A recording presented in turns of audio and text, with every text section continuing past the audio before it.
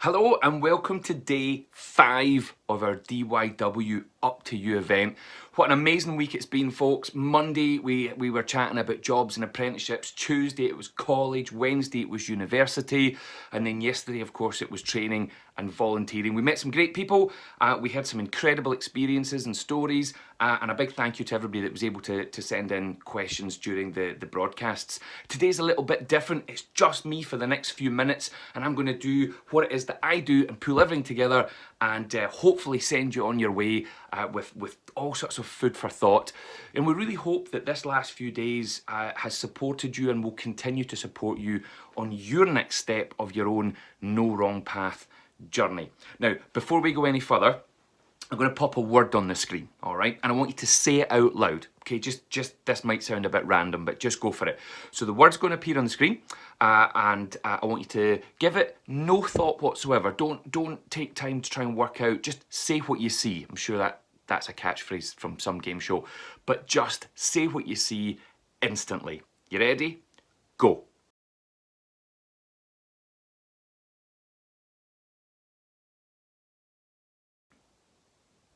Okay, so hopefully you did that. Now, I'm pretty sure most of you will have read Opportunity is Nowhere. Is that fair? A small amount of you will have seen Opportunity is Now Here. And I reckon there was one of you read Opportunity I Snow Here. So if that was you, then I'll be honest, you're my favourite, because your brain obviously works in the most mysterious ways out of all of us.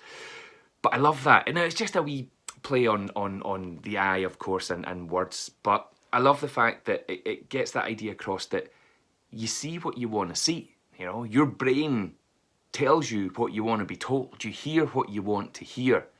And if you think about everything that we've learned over the course of this week, all the stories we've heard, all the advice we've heard, you know, now is an opportunity for you to go and see what you want to see.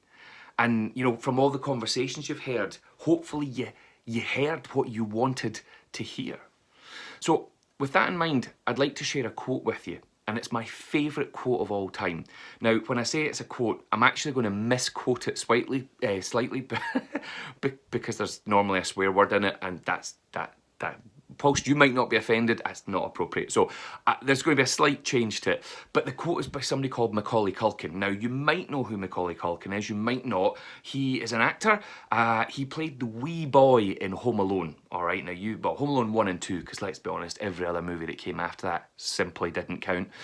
But he's not been in a huge amount of other movies. But anyway, he's about 35 or 40 or something now.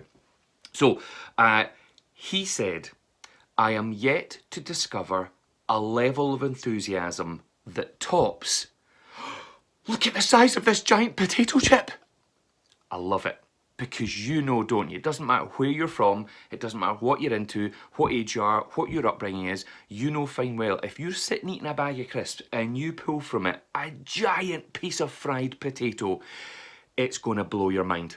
It's going to lift you, it's going to excite you, but to such a level where you have to turn to every single other person in the room and show off this magnificent discovery that you've made from your bag of crisps. And if there's not someone else in the room, then your phone is out and you're Snapchatting, Facebooking, tweeting, TikToking, Instagramming, what else is there? Everything. Every platform that you've got on your phone, you're sharing this giant crisp with the world, and it lifts other people as well. And I love this idea that, you know, from something quite ordinary, we can reach in and pull from it something that not only lifts us and excites us, but, you know, something we want to share with the world. It's something that, well, do you know what? It's something that kind of sets our soul on fire a little bit. And we really hope that with everything that we've shared with you this week, that there's an opportunity there, that you've heard things, seen things, felt things, you know, that it's a chance for you to reach in and pull from it something that lifts you, something that excites you, something that sets your soul on fire. And actually, I received some messages from some of you today, and the one question that I actually have been asked most this week is, what is that on your arm? Now, some of you may have spotted a glimpse of this wee guide. Now, it is a nice lolly. as you can see. And yes, it is an actual tattoo. And no, to the person who sent in the question that I'm talking about in particular, I didn't draw on myself, and it's not my daughter's transfer that you get out of a wee piece of bubble gum. Thank you very much. Although those tattoos are amazing as well.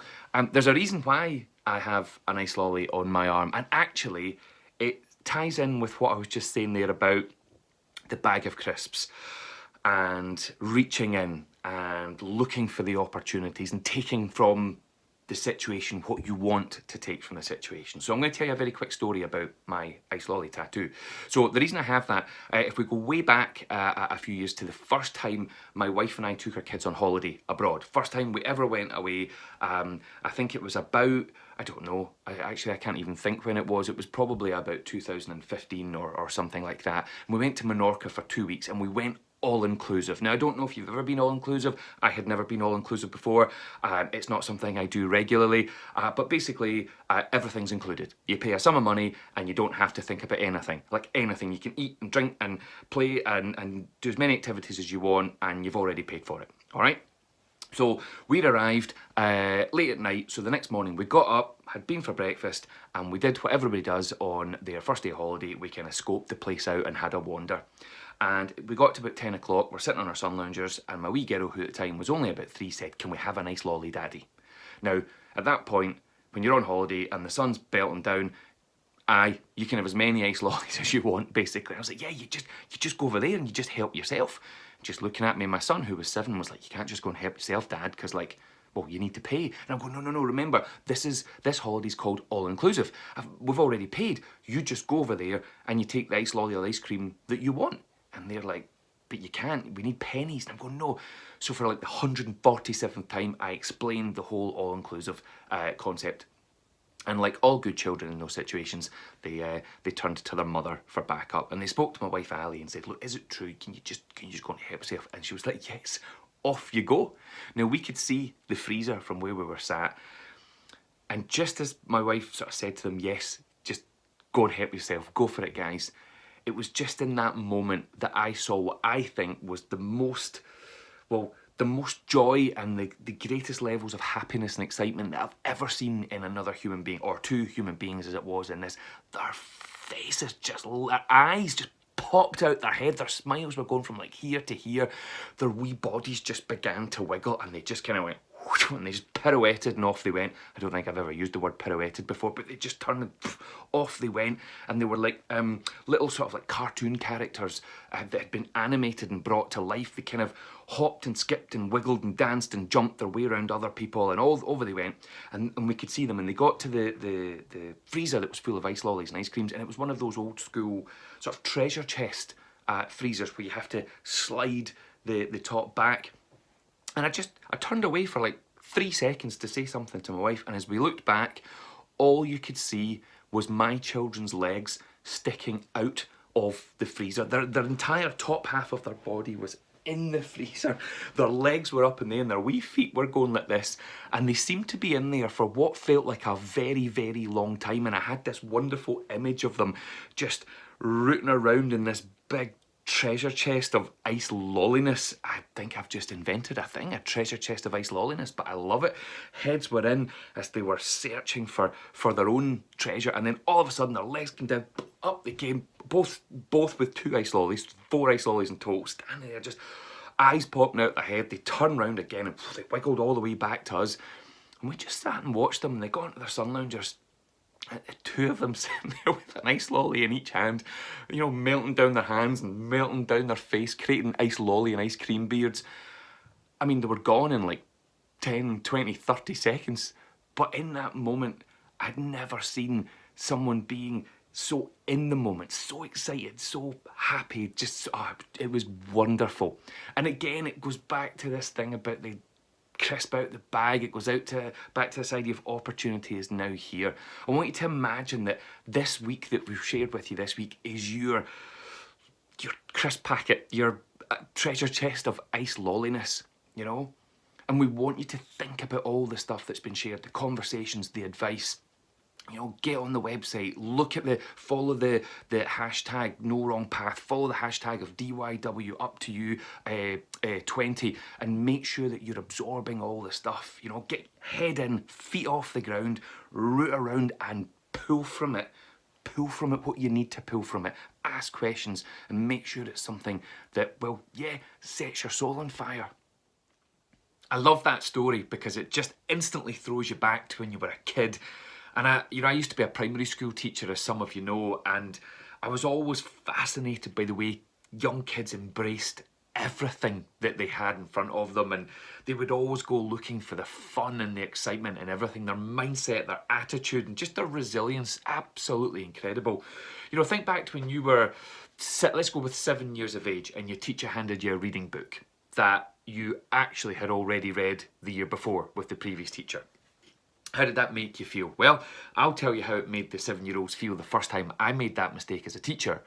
Furious. Absolutely furious. Why? Because at the age of 7 you want nothing more than to be moved up a reading level, and you want nothing more than that than for all of your classmates to see, hear and maybe even acknowledge that you're getting moved up a reading level. And then of course the only other thing we want more than that is to go home that night to mum, dad or whoever it is you lived with and hand them that book and see that look of pride on their face.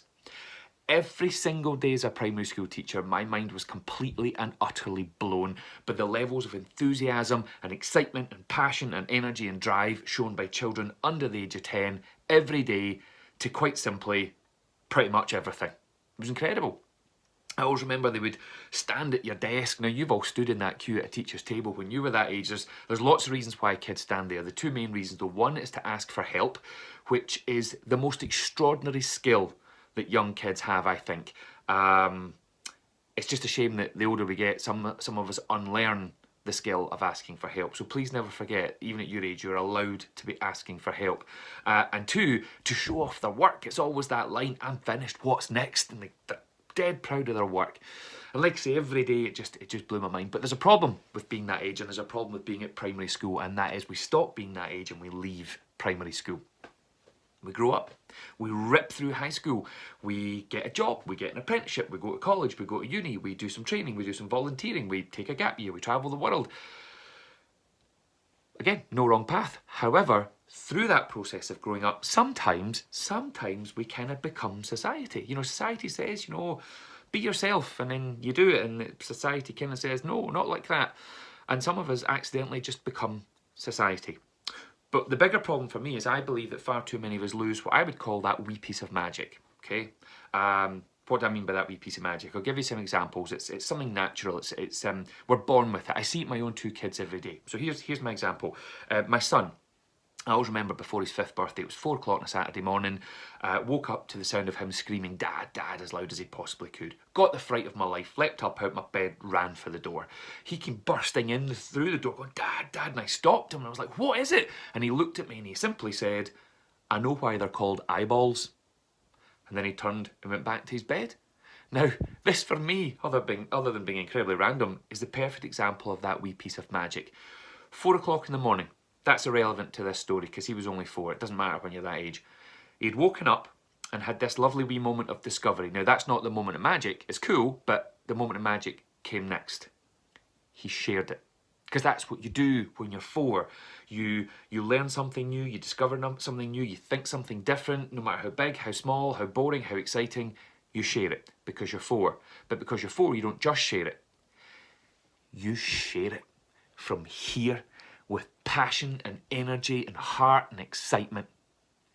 So why is that relevant to you? Well, you know, the older you get, you know, you're encouraged to share your ideas, share your creativity, you know, share what it is that you want, share your passion, share it. But how many of us are actually doing it? You know, we've got an opportunity right now at your age in life to take what it is that's in here and in here that we really want and share it with the world. I'll give you another example of this wee piece of magic. We're having dinner one night and there was broccoli on the plate. Now, I don't like broccoli. My kids love it, which is great. They suck all the juice out. I think the Scottish phrase is, it gies me the bulk. So I was shoving it around and my son leant over. I'll use this pen as the broccoli. My son leant over and he picked a bit up and he said, Dad, you should eat your greens. I was thinking, you should stop touching my food. And he said, Dad, broccoli's great fun. Now, I'd never heard that sentence before. I'm thinking, what? You're probably going to tell me that it looks like a tree. That's probably what you were thinking. We all know it looks like wee trees, right? And but he was streets ahead. He said, Dad, see this piece here? Imagine it was summertime. In fact, no, Dad. Autumn. Genius. Bit the head off. Autumn. Absolutely creative genius in that moment. And I just remember thinking, isn't it incredible how at that age we can take anything we want, no matter what it is, and transform it into anything we want. Now, there's 3 great reasons why we kids are great at this. 1, they always want things to be more fun and more exciting. 2, they believe things are possible. And 3, they know it's worth the effort and the time. What do I mean by that? It's why they'll build Lego for 3 hours, trash it, start again, which is why they'll go outside to build a den, even though they've been told, but it's going to rain in an hour. And right there is one of the big problems for me. The older we get, the more we make the shift in here and in here from being the type of person that thinks, I'm going to go build a den in the garden, to becoming the person that thinks, but it's going to rain in an hour. Now let's think about this through the eyes of teenagers and other grown-ups. Do we always want things to be more fun and more exciting? I hope so. 2, do we believe things are possible? Yeah, maybe not as much as we used to. And 3, worth the effort in the long run. See, it's funny because the older we get, the more we know that actually means that in the short term, it's going to take huge amounts of effort and it's going to be a bit rubbish. And we're going on a journey of change or a journey of growth. Well, yeah, that's what life is. It's just one great big journey of change. But of course, when we're 5 and 6 and 7 years of age, we embrace everything with this extraordinary energy and excitement and passion and drive. It's a mindset. It's an attitude. And the beautiful thing about mindset and attitude, it's free. It costs you absolutely nothing. You get to wake up every single day and just make a decision as to what kind of day you're going to have. I mean, don't get me wrong, sometimes we have terrible days and awful stuff gets thrown at us from time to time, but ultimately we have a choice. I'm a great believer in the idea that you are what you think and that thoughts become things. Our mind is absolutely extraordinary, and like I say, mindset is a choice. It's free, and I will never forget the choice my wee boy made on his first day of school. So that's that first big step of the journey. You know, you're still on your journey. You're on the next massive step of your journey. But he was on step 1. Day 1 of primary school, and I remember waking up that day and he was stood beside me in his full school uniform, and I'm saying to him, he was absolutely buzzing. I'm saying, I've never seen you so excited. And he said, I've never been this excited in my entire life. And he put his hands on his hips and said, and I've been alive for 5 years. And I was like, how excited are you? And he said, I'm this much excited. Now, I don't know if you remember being 5, but this much excited. This was it. This was the most excited we could ever be at any one point in our entire lives. Now, I don't know if you know that at your age, on this step of your journey, you're still allowed to be this much excited. If you want to be, you don't have to be, but I can assure you, it's way more fun when we choose to be this much excited. No matter what step of the journey that we're on, no matter what twists and turns it's taking, we're allowed to get out of bed every single day and be this much excited. And that morning, my wife and I were chatting about, isn't it amazing how there's all these 4, 5, 6-year-olds waking up, buzzing, raring to go. And then we talked about how all through life you meet these people, all ages and stages, these people that are just your kind of Mary Poppins types, as I would call them. They just lift you and excite you, and they've got a wee spark and a wee buzz about them. And then we had a discussion about how sometimes some people never feel like that again. What about you? How many of you watching this right now are getting out of bed every single day this much excited? I'm talking buzzing, raring to go to crack on with the next step of your journey and give it everything. It's a choice. Like Mondays. You can choose to enjoy Mondays. You know, today's a Friday, but let's be honest, it's just as good as a Monday. Now, some of you will be thinking I'm absolutely crazy thinking like that, but I've made that choice. A Monday's a 7th of my life. I'm not going to spend a 7th of my life feeling less happy because it's a Monday, but that's a mindset. So here's what I think. I think life is like a great big bowl of Rice Krispies. Bear with me. You get a big bowl, fill it with Rice Krispies, nothing else. Please don't get ahead of me here, people. Just Rice Krispies. How would you describe them? Dry, bland, plain, beige, dry, parched, jaggy, dusty, motionless. It's not exciting until you add the milk. And then what happens? It snaps, it crackles, it fizzes, it pops, it bangs, it whizzes, it floats up, it spills out over the edge. You can see it moving in front of you. It comes alive. But here's the interesting part. If you don't get stuck in, devour it, top it up, refresh it if you have to, whack some sugar on, what happens? It turns to mush. It becomes soggy. No one wants it. So if life's a big bowl of Rice Krispies, that makes you and me the milk. And if we don't get stuck in, devour it, top it up, and refresh it when you have to, occasionally chuck some sugar on. Bear in mind, you're not Willy Wonka, but sometimes we have to sugarcoat stuff, because if we don't, life turns to mush. It becomes a bit soggy. And do you know what? No one really wants it at that point. So, once I've said thank you, so thank you for listening, thank you for being a part of this week, thank you to everyone at DYW and Tree of Knowledge, but most importantly, all our contributors and every single one of you for taking part. So now that's out the way, the last thing I'd like to say to finish this week is quite simply this: be the milk.